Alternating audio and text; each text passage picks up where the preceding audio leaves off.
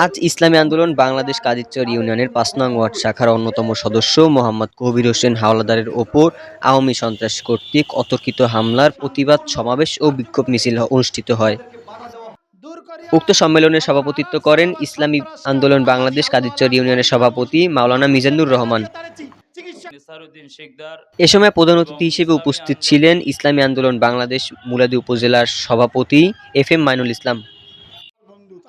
বিশেষ অতিথি হিসেবে উপস্থিত ছিলেন ইসলামী আন্দোলন মুলাদী উপজেলা শাখার সিনিয়র সহসভাপতি মাওলানা নিসারউদ্দিন শিকদার, সাধারণ সম্পাদক মাওলানা আবুল কাসেম জিহাদি।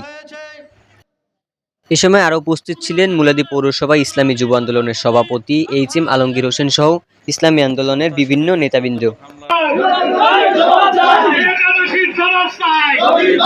এই সন্ত্রাসীদের আইনের আওতায় এবং বিচারের কাঠগড়ায় দাঁড় করানোর জন্য 3 দিন সময় বেঁধে দেওয়া হলো।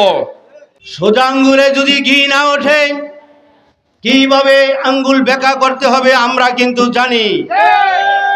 আমার মুজাহিদ, আমার সদস্য, আমার কর্মী ভাইদের উপরে আক্রমণ করার এত বড় দুঃসাহস আপনি কোথায় পেয়েছেন? আপনার জিহ্বাকে টেনে ছিঁড়ে ফেলা হবে। Action! Action! Direct action! Direct action! Direct action!